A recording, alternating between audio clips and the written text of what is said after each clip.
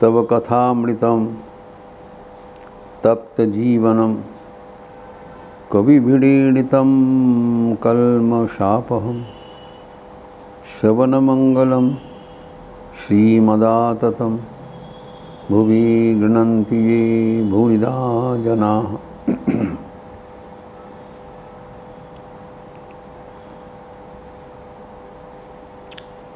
श्री श्री ठाकुर के अपूर्व सत्संग का चर्चा हो रहा था।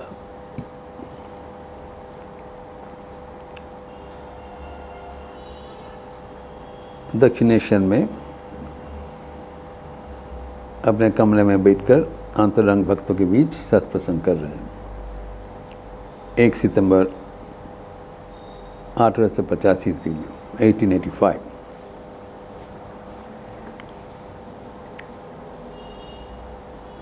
वहाँ पर उल्लेखित है एक कटवा से, नवद्वीप का कटवा से एक वैष्णव भक्त आके उपस्थित हुए थे एवं तर्क प्रवण थे। ठाकुर अभी उनके बात कर रहे हैं, स्पेसिफिकली उनके माध्यम से सबको सुना रहे हैं। तुम्हें तर्क करना छोड़ दो।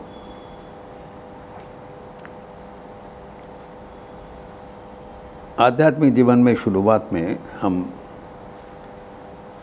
वाद विसंवाद में फंस जाते हैं, तर्क वितर्क करते हैं, अपना मतवाद के पक्ष में हमारा विचार रखते हैं। हम कितना जानते हैं उसको प्रकाश करते हुए आत्म पक्ष समर्थन करते हैं। लेकिन जैसे हम ईश्वर की ओर आगे बढ़ते हैं, धीरे धीरे हमारा तर्क करने का प्रवणता घट जाता है। पहले तो हम बोलने के लिए आग्रही है, धीरे धीरे हमारा सुनने का आग्रह बढ़ जाता है।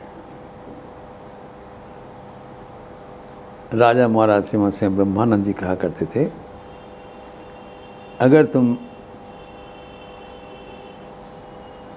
एकाग्र होकर अपने ओर मन को संयत करोगे तब आश्चर्य होकर सुनोगे, भीतर से एक मधुर संगीत सुनाई पड़ रहा है बराबर के लिए। वो भीतर का जब संगीत का संकेत आते हैं तब बाहर का कोलाहल बंद हो जाता है। आइदर यू स्पीक और यू हियर। इसी के समर्थन में हम रविंद्रनाथ ठाकुर के एक संगीत के लिए चर्चा किया था। एबार नीरव करे दाओ हे तुम्हार मुखर कविले, तार हृदय बाँशी आपनी केड़े बाजाओ गोविले। कवि तो बराबर मुखर है, अपना कविता, अपना अनुभूति संगीत में, छंद में, कविता में, भाषा में व्यक्त कर रहे हैं। लेकिन एक समय आ जाता है तब वो सोचते हैं जो अपने आप वंशीध्वनि कर रहे हैं, अभी हृदय में जो बैठे हैं अभी उनकी बारी है, वो बजाय हम सुने। हम तो देना नहीं चाहते हैं, इसीलिए निवेदन करते हैं अपने केड़े, स्नैच इट अवे। हमारा जो हृदय का वंशी जो मैं इतना बजाने का लिए तत्पर हूँ, वो आप खींच के ले लो और आप बजाओ। यही भावना विभिन्न कविगण विभिन्न भाषा में व्यक्त किया है।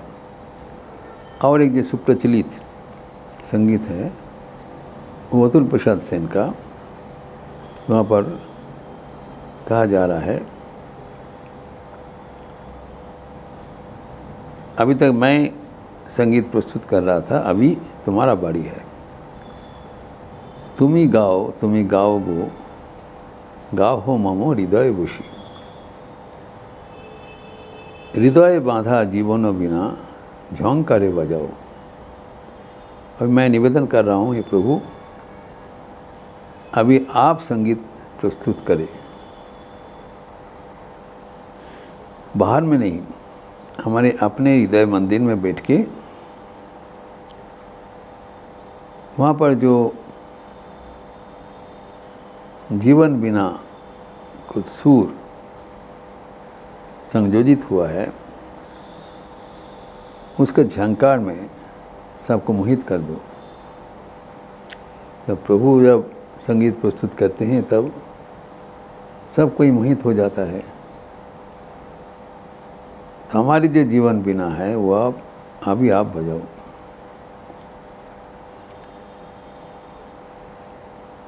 और वो सुनते हुए मैं एवं सब मोहित हो जाए।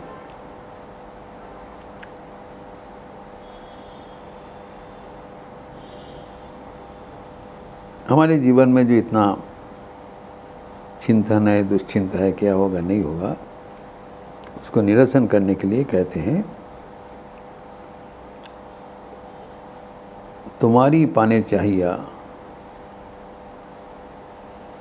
चोलीबो तोरी बाहिया। अभय गान गाही, भय भावना भुलाओ। सुंदर करके बताया। जीवन में हर वक्त हमारा दुश्चिंता है, भय है, भावना है, क्या होगा। अभी मैं संकल्प ले लिया, मैं आपको ओर देखते हुए आगे बढ़ेंगे। दिशाहीन समुद्र में नाविक जब उनके आग्नेय पोत लेके चलते हैं,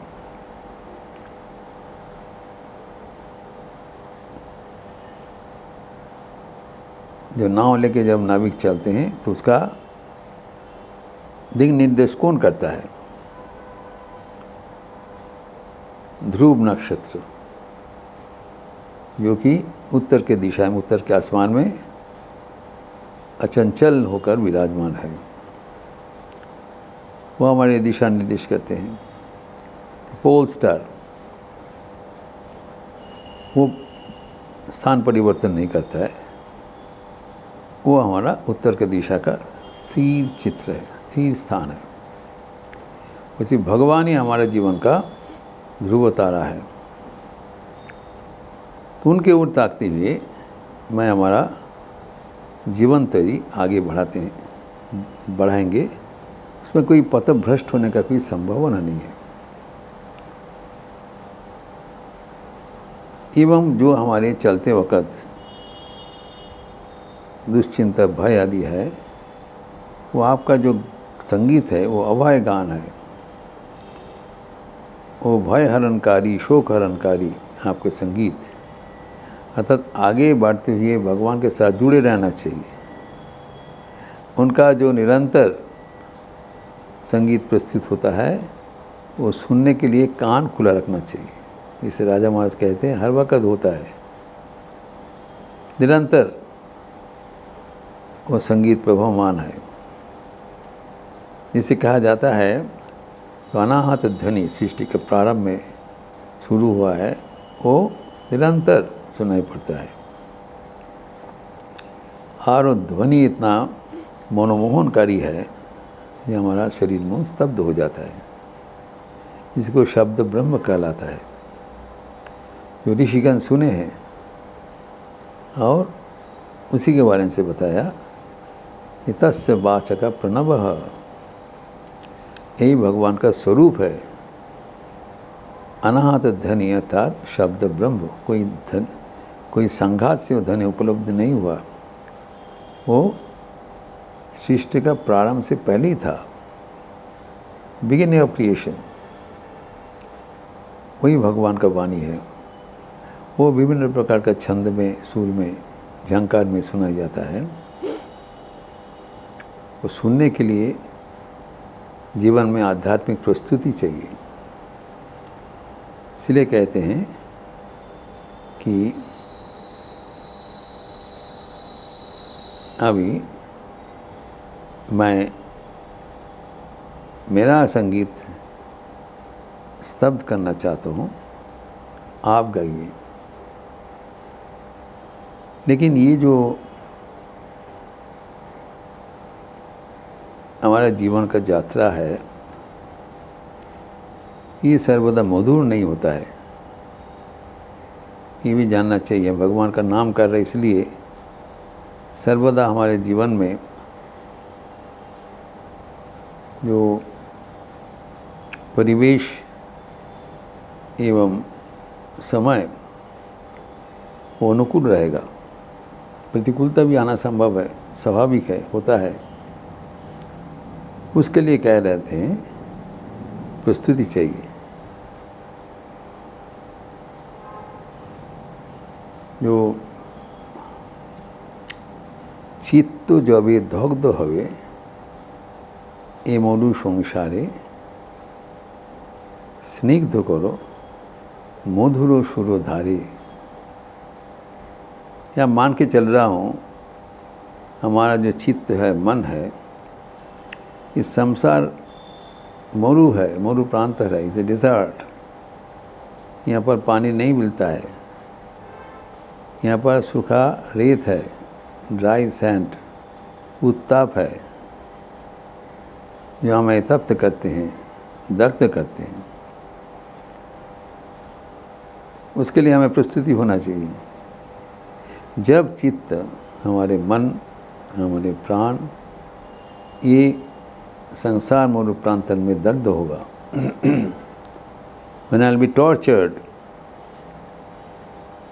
by my near and dear ones, by my environment, ये होना स्वाभाविक है। लेकिन तब याद रखना चाहिए, स्निग्ध करो मधुर सुर धारे। आपका जो सुर है, झंकार है, वो तो बराबर मिलते रहेंगे। they'll ever having a soothing effect on me, to give solace to me without end। उसका कभी शेष नहीं है। भगवान का सान्निध्य कभी छूटने वाला नहीं है, वो बराबर है। ये हमारे सबसे बड़ा भरोसा है। दुनिया में सब कुछ चिरंतन नहीं है, टिकने वाला नहीं है, लेकिन भगवान चिरंतन है। He is eternal for me. और कभी भी हमारा कोई असुविधा होगा, चित्त विक्षेप होगा, चित्त में दुख का कारण होगा, आपका मधुर संगीत उसमें हमें शांति प्रदान करेगा, स्निग्धता प्रदान करेगा। लेकिन ये नहीं है कि हमारे जीवन ये सब पारिपार्श्विक प्रतिकूलता के लिए दुखी रहेगा। We have to learn to become ever joyful. ये संगीत का सर्वश्रेष्ठ उक्ति में कहा गया है। We have to learn the art of living. जीवन शैली सीखना पड़ेगा। तो हम कैसे सीखते हैं? प्रकृति से सीखते हैं। सुंदर ढंग से बताया, তোমার যে সুরে ছন্দে পাখিরা গাহে আনন্দে, शिष्य करी हमारे से संगीत सिखाओ। क्या सुंदर बताया। आपका जो संगीत आप बराबर प्रभुमान है, ये सुर है, जो छंद है, इसके साथ ताल मिलाते हुए सारे जगत, पंछी, इतने पक्षी है, सुबह से शाम तक कलरव करते हैं, उनका स्वर मिला के संगीत प्रस्तुत करते हैं, कितने आनंद में विचरण करते हैं। Because they are in tune with your tune, they have attuned their voice with yours. जब हम भगवान का संगीत के साथ हमारा छंद मिला लेंगे, तभी हमारा जीवन बराबर आनंद में रहेगा। दुख का कोई कारण ही नहीं है। You have to learn to tune our life according to the music of yours. भगवान के साथ हमारा जो ऐकतान होना चाहिए, we should be harmony with the tune of God, वो तो मुझे पता नहीं, इसलिए कहते हैं शिष्य को दिया हमारे, मुझे चेला बना लो, वो संगीत का तान सिखा दो, वो संगीत मैं भी सीख लें और पंछी का जैसे आनंद में कलरव करते हुए सारे जीवन आनंद में भरपूर कर लें।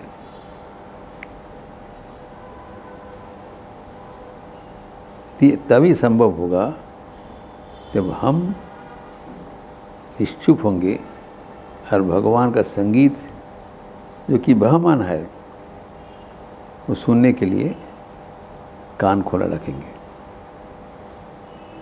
ये नहीं है जहाँ भगवान को बोलना पड़ेगा तुम संगीत प्रस्तुत करो, प्रवहमान है, सुनने के लिए हमें प्रस्तुति होना चाहिए, तभी होगा जब हम स्तब्ध होंगे। इसलिए ठाकुर कहते हैं तुम अभी तर्क बंद करो और भगवान का संगीत सुनने के लिए प्रस्तुत हो जाओ। यह पूर्व प्रसंग हम फिर अगले दिन विस्तार करेंगे। ओम शांति शांति शांति। हरि ओम तत्सत। श्री राम कृष्णार्पणमस्तु। आज रविवार का अवसर है, सुबह से जप यज्ञ चल रहा है। आप लोग ज़रूर आपने निर्धारित समय पर विश्वमय प्रवाहित जप यज्ञ में अंश लेंगे।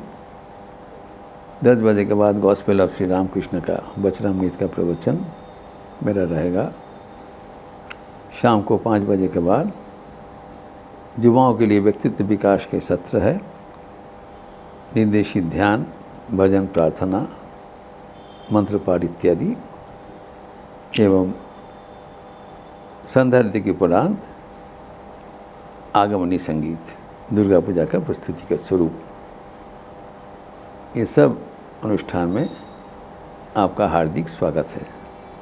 अच्छा रहिए, स्वस्थ रहिए, आनंद में रहिए। नमस्कार।